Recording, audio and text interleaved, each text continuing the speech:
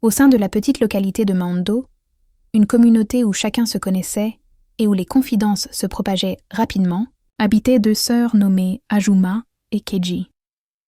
Elles ne comptaient pas parmi celles qui attiraient l'admiration ou recevaient des éloges. En vérité, la majorité des villageois ne se donnaient même pas la peine d'utiliser leur prénom pour s'adresser à elles. On les appelait communément les deux filles laides. Ajuma, qui était la plus âgée, se distinguait par sa grande taille, sa silhouette très mince et un teint sombre marqué par les effets inégaux du soleil après de longues années de marche. Keji, de stature légèrement inférieure, possédait un nez épaté, une dentition mal alignée et un regard dont les yeux paraissaient diverger.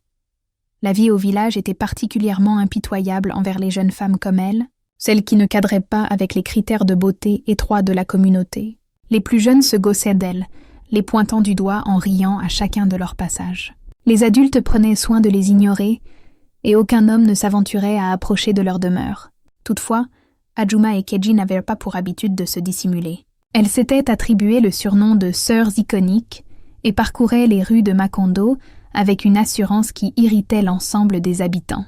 Leur maquillage était outrancier, composé d'un fond de teint bien plus clair que leur carnation, d'un rouge à lèvres écarlate appliqué au-delà des lèvres, et de faux cils, d'une épaisseur comparable à des plumes fixées sur leurs paupières. Leurs tenues étaient criardes et fréquemment mal agencées, mais elles les affichèrent avec une assurance qui frôlait la provocation, comme pour s'imposer et contraindre les gens à voir leur beauté. Cependant, malgré tous ces artifices, aux yeux des gens de Maondo, elles demeuraient les deux jeunes femmes les plus disgracieuses de la localité. Une femme nommée Mama Bira s'exclamait en les apercevant. Elle disait qu'on les aurait crues des masques animés, et que pourtant, leur démarche était celle de souveraines. Ajuma et Keji prétendaient ne pas y prêter attention. Elles déambulaient sur la place du marché avec l'allure de princesses du royaume. Elles se montraient très bruyantes, envahissantes, et s'immisçaient constamment dans des histoires qui ne les regardaient pas. Elles s'inséraient dans toutes les discussions et entraient volontiers en conflit avec quiconque osait les critiquer ouvertement. Néanmoins, derrière ce bruit, cet excès de maquillage et les répliques acerbes qu'elles adressaient aux autres, les deux sœurs dissimulaient un chagrin discret. Ce que les villageois ignoraient, c'était ces soirées où elles se retrouvaient dans leur modeste chambre, retirant leur maquillage sans un mot. Ils ne voyaient pas la manière dont Keji observait son reflet, avant de détourner le regard. Mal à l'aise, ni ces nuits où Ajuma veillait tard, feignant une occupation pour masquer le son de ses pleurs à sa sœur. Elles n'avaient pas de mauvaises intentions. Leur but n'était pas de provoquer. Elles étaient simplement deux jeunes femmes qui avaient dû apprendre à se construire une carapace comportementale. L'existence à Macondo ne leur avait jamais offert l'occasion de montrer de la douceur. Avant son décès, leur mère leur disait fréquemment que la beauté résidait dans le cœur et non sur le visage. Cependant, les gens ne s'intéressaient pas à leur cœur. Ils ne percevaient que l'apparence et la condamnaient sans aucune compassion. Il arrivait que les remarques d'autrui les atteignent beaucoup plus profondément qu'elles ne le montraient. Un jour, alors qu'elles arpentaient le marché avec leur maquillage et leurs robes aux couleurs vives, elles passèrent devant un groupe de jeunes filles qui se mirent à rire. L'une d'elles fit une remarque blessante sur leur apparence. Le groupe éclata de rire au passage d'Ajuma et Keji.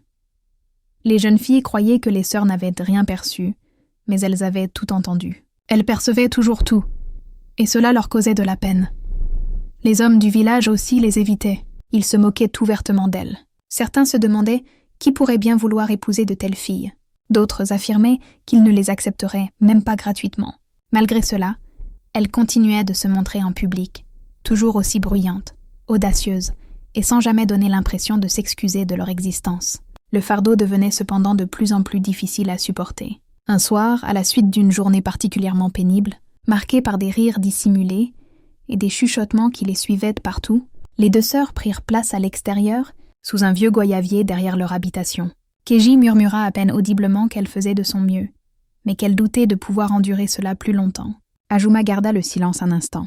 Elle observait le ciel où des lucioles brillaient dans l'obscurité. Elle finit par dire d'une voix douce qu'elle non plus n'en pouvait plus. Cette nuit-là, elles prirent une résolution.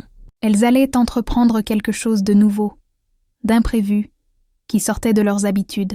Elles n'avaient pas encore de plan précis, mais une chose était certaine.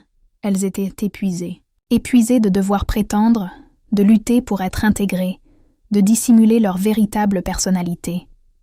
Comme si leur environnement le pressentait, les railleries s'intensifièrent dès le jour suivant. Sur le passage d'Ajuma et Keji, les rires semblaient redoubler d'intensité et les murmures se faire plus insistants. Même les enfants, qui auparavant s'enfuyaient à la vue des sœurs iconiques, se mettaient désormais à entonner des refrains désobligeants au coin des rues. Des chansons parlaient d'Ajuma et Keji comme des sorcières du marché, décrivant leur visage de manière cruelle et se demandant qui voudrait d'elles. Certaines femmes en riaient aux larmes. Les moqueries persistaient, même durant les assemblées féminines du village. Un jour, alors qu'Ajuma s'apprêtait à intervenir lors d'une annonce, une voix s'éleva du fond de la salle, demandant à ce qu'elle se rassoie, car le sujet était la beauté et non la laideur. Cette parole la blessa profondément.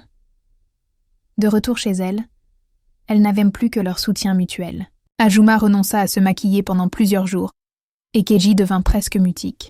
Leur demeure, jadis remplie du son de leurs voix et de leurs salutations théâtrales, fut soudainement envahie par le silence. Elles commencèrent à éviter le marché. Elles ne se rendèrent plus au puits aux heures habituelles. Elles restaient cloîtrées chez elles, espérant que les bruits extérieurs s'apaisent, mais en vain. Un soir, tandis que le soleil déclinait derrière les collines de Maondo, Ajuma se posta devant le petit miroir brisé fixé au mur empisé.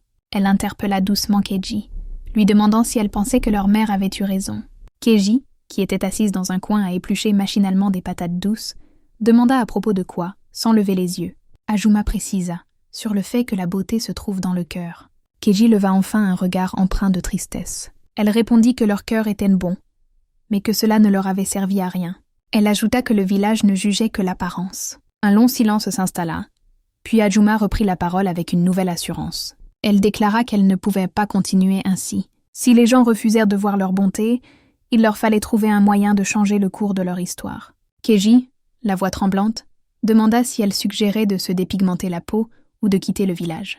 Ajuma répondit par la négative. Elle expliqua qu'elles allaient chercher une aide véritable, qu'elle soit d'ordre spirituel ou autre, convaincue qu'une solution existait quelque part pour elle. Le jour suivant, les deux sœurs ont rassemblé quelques affaires dans un petit sac. Elles y ont placé des pagnes, l'ancienne Bible de leur mère et une fiole d'huile de palme. Elles ont quitté leur domicile aux premières lueurs du jour, bien avant le réveil des autres villageois. Elles ont pris la direction de Tioa, un village éloigné et tranquille, connu pour sa rivière aux propriétés mystérieuses, et pour une femme âgée dont la réputation disait qu'elle pouvait percevoir les profondeurs de l'âme. D'aucuns la qualifiaient de prophétesse, d'autres la disaient insensée, mais tous s'entendaient sur le fait qu'elle avait déjà permis à un homme de redresser une jambe déformée et de remarcher. Si elle avait accompli un tel prodige, alors il était possible qu'elle puisse aussi leur venir en aide. Leur périple fut éprouvant. Elles ont emprunté des chemins étroits à travers la végétation dense, ont traversé de modestes cours d'eau et ont dormi sur des bancs de bambou chez des personnes qu'elles ne connaissaient pas. Elles ont dû faire face à des regards insistants, à des railleries, mais aussi, parfois, à une bienveillance si surprenante qu'elle les laissait sans voix.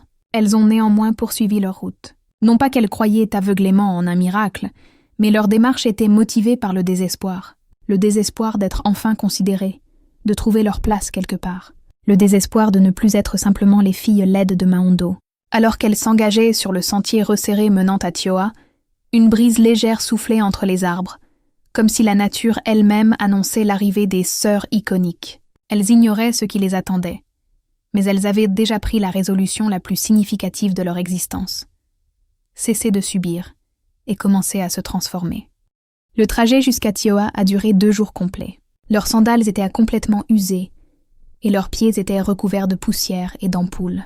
Cependant, Ajuma et Keji n'ont fait aucune pause avant d'arriver à l'entrée du village, là où les arbres gagnaient en hauteur et où l'atmosphère semblait plus dense, comme imprégnée de secrets. Elles ont localisé la case de la vieille femme, qui correspondait exactement à la description qu'on leur en avait faite. C'était une habitation circulaire en terre, ornée de symboles blancs sur ses murs, avec des herbes séchées suspendues au toit, semblables à des chauves-souris en sommeil. Une légère fumée s'élevait d'un petit feu au centre de la pièce, et c'est là qu'elle se tenait, assise, voûtée par les années, la peau aussi ridée qu'une écorce d'igname séchée. Elle semblait les attendre. Ses yeux, en revanche, étaient perçants et pleins de vie. Elle leva le regard vers elles dès leur approche, et avant même qu'elles aient pu prononcer un mot, elle leur dit d'une voix calme qu'elle les attendait. Ajuma et Keji échangèrent un regard surpris. La vieille femme ne leur posa aucune question sur la raison de leur visite. Elle leur fit simplement signe d'entrer. Elle leur servit de l'eau, puis leur proposa de l'igname grillé accompagné d'huile de palme. C'est seulement après cela qu'elles prirent la parole, exprimant toute leur peine, décrivant les humiliations subies et leur désir profond de changement. La vieille femme les écouta en silence, sans émettre de jugement ni de surprise, avec une grande sérénité. Elle leur dit ensuite d'une voix douce qu'elle comprenait leur douleur, mais que la méchanceté des autres ne définissait pas leur propre valeur. Elle leur expliqua qu'elles étaient venues la voir pour changer, mais elle leur conseilla de retourner chez elles et de s'accepter telles qu'elles étaient. Keji manifesta son incompréhension. Elle expliqua à la vieille femme qu'elles étaient lasses de prétendre et de se battre, et lasses d'être l'objet de moqueries. La vieille femme esquissa un sourire empreint de tristesse. Elle leur dit qu'elle le savait, mais que toutes les luttes ne se gagnaient pas par la confrontation. Certaines, expliqua-t-elle, requièrent de la patience, de la confiance et de la sagesse. Ajuma se redressa lentement. Elle lui demanda alors si elle n'allait pas les aider. La femme répondit qu'elle l'avait déjà fait en leur disant la vérité. Le cœur lourd, les deux sœurs ont quitté Tioa le lendemain matin. Elles ont marché sans dire un mot, chaque pas semblant plus pesant que le précédent. Le chemin du retour vers Maondo leur parut plus hostile, le ciel plus gris. Elles ne ressentaient aucune satisfaction à revenir, seulement de la confusion, de la frustration et une déception qu'elles peinaient à dissimuler. En apercevant enfin les toits de terre familiers de leur village, un sentiment d'angoisse les étreignit. Le bruit du marché était toujours présent. Les railleries n'avaient pas cessé. Rien n'avait évolué. Elles prirent alors une nouvelle décision. Elles n'allaient pas suivre la recommandation de la vieille femme. Elles allaient modifier leur propre destin, avec ou sans son assistance. Ce soir-là, Ajuma et Keji étaient assises dans leur chambre, réfléchissant à la suite. Ajuma déclara, le regard empli d'une nouvelle résolution, qu'elle n'abandonnerait pas. Cette nuit-là, alors que l'orage se faisait entendre au loin et que les gouttes de pluie frappaient doucement leur toit, Keji était blottie sous le vieux pagne de leur mère, le regard vide. Elle murmura le nom d'Ajuma et lui demanda si elle se souvenait de l'histoire que leur mère leur racontait, celle de la rivière de la beauté. Ajuma se retourna depuis le petit brasero qui leur tenait chaud. Elle demanda si Keji parlait de cette rivière légendaire, cachée au cœur de la forêt, où les gens pouvaient en voir leur reflet dans l'eau et en ressortir métamorphosés. Keji acquiesça. Elle se rappela que leur mère disait toujours que la véritable beauté venait de l'intérieur, mais que la nature pouvait parfois offrir son aide. Ajuma avoua qu'elle avait toujours pensé que ce n'était qu'un conte pour les aider à s'endormir. Pourtant, une petite lueur d'espoir naissait en elle. Elle demanda à sa sœur si elle pensait que cette rivière était réelle. Keji se redressa un peu. Elle dit qu'elle l'ignorait, mais que sa mère n'était pas du genre à inventer des histoires. Elle se souvint aussi que leur mère répétait que cette rivière n'agissait pas sur les cœurs malveillants, car elle ne faisait que refléter ce qu'il y a à l'intérieur. Un silence profond s'installa entre elles. Puis, Ajuma déclara qu'elles iraient la chercher. Elle affirma que si cette rivière existait, elle la trouverait, même si cela impliquait de traverser des forêts, de franchir des cours d'eau ou de dormir à la belle étoile. Elle dit qu'elle s'en moquait, car elle n'allait pas rester là à subir la honte et les insultes. Le lendemain matin, bien avant le lever du soleil, elles firent de nouveau leurs bagages. Cette fois, elles ne prévinrent personne, pas même Mama Kechi, leur voisine indiscrète qui les épiait constamment depuis sa fenêtre. Elles empruntèrent le vieux sentier forestier que leur mère mentionnait dans ses récits, celui qui se prolongeait au-delà des collines, après les grands manguiers situés près du ruisseau du village. Pendant plusieurs jours, elles ont marché, et à chaque pas, les paroles de leur mère résonnaient dans leur esprit. La rivière de la beauté montre ton véritable reflet, mais seuls ceux qui avancent avec la souffrance et la pureté dans le cœur peuvent y parvenir. Ainsi, malgré leurs pieds endoloris et leurs mains couvertes d'ampoules, Ajuma et Keji ont poursuivi leur chemin à travers les tempêtes et sous un soleil de plomb, animés par ce rêve, se tenir enfin devant cette rivière magique. Une rivière qui pourrait, peut-être, refléter ce qu'elles étaient réellement à l'intérieur, forte, douce et courageuse. Elles ne savaient pas précisément où elle se trouvait, ni même si elle existait vraiment. Mais l'espoir est une force puissante, et les sœurs iconiques en possédèrent juste assez pour continuer à y croire. Elles étaient résolues, car si le monde refusait de voir leur beauté, elles étaient prêtes à aller jusqu'au bout du monde pour se la révéler à elles-mêmes. Le chemin menant à la rivière de la beauté n'était indiqué sur aucune carte, et les rares personnes qu'elles ont croisées ne leur ont fourni aucune information précise. Certains affirmaient que ce n'était qu'une légende, une histoire pour endormir les enfants. D'autres les mettaient en garde, leur conseillant de ne jamais la chercher, car beaucoup avaient tenté l'aventure, mais personne n'en était revenu indemne. Cependant, Ajuma et Keji étaient différentes. Leur souffrance les avait rendues déterminées. Le premier véritable défi s'est présenté le 3e jour. Elles sont arrivées à une forêt épaisse nommée le passage d'Ir, dont la rumeur disait qu'elle était protégée par des esprits invisibles. La nuit, les arbres semblaient chuchoter, et les branches éraflaient leur dos comme des griffes. Leurs lampes s'éteignaient trop rapidement, les plongeant dans l'obscurité pendant des heures, serrées l'une contre l'autre, à l'écoute de bruits de pas qui ne se manifestaient jamais. Keji murmura qu'elle avait peur. Ajuma lui prit la main et avoua ressentir la même chose, mais ajouta qu'elle n'avait pas fait tout ce chemin pour abandonner. Le lendemain matin, elles ont constaté qu'elles n'avaient plus de provisions, ni d'eau, mais elles ont continué leur progression. Le 6e jour, leurs pieds étaient en sang et leurs pagnes étaient déchirés. La faim les tenaillait. Elles ont demandé un peu de nourriture dans un petit village isolé sur leur route. Mais dès que les habitants ont vu leurs visages fatigués et sales et leurs yeux cernés, ils les ont chassées en criant. Ils les ont accusées de sorcellerie et leur ont ordonné de partir avant que leur laideur ne contamine leurs enfants. Des larmes ont coulé sur leurs joues poussiéreuses. Elles n'ont rien répondu. Elles ont simplement baissé la tête et repris leur marche. Un jour, la pluie s'est abattue sur elles avec une grande violence. L'orage grondait. Elles n'avaient aucun refuge, à l'exception d'un vieux manguier sous lequel elles se sont abritées. Keji tremblait de froid. Ses lèvres étaient devenues violacées. C'est alors que des mangues ont commencé à tomber des branches juste au-dessus d'elles, comme un signe du destin. Elles les ont ramassées avec soin et les ont mangées, en conservant quelques-unes pour la suite du voyage. Ajuma serra sa sœur contre elle et lui assura qu'elles allaient s'en sortir. Mais au fond d'elle-même, elle était au bord du désespoir. Cette nuit-là, Keji fit un rêve. Elle y vit sa mère, debout près d'un cours d'eau argenté, avec un léger sourire. La voix de sa mère résonna comme un écho, lui disant qu'elles étaient amants plus proches qu'elle ne le pensait. Elle ajouta que toutes celles qui trouvent la rivière ne voient pas nécessairement leur reflet. Ce rêve réveilla Keji en sursaut, et elle le raconta à Ajuma. Le lendemain matin, elles ont rencontré un vieux chasseur assis sous un arbre imposant. Sa barbe était blanche et son regard était celui d'un homme qui avait beaucoup vécu. Elles l'ont salué et lui ont demandé s'il connaissait la rivière de la beauté. Il garda le silence un long moment avant de répondre.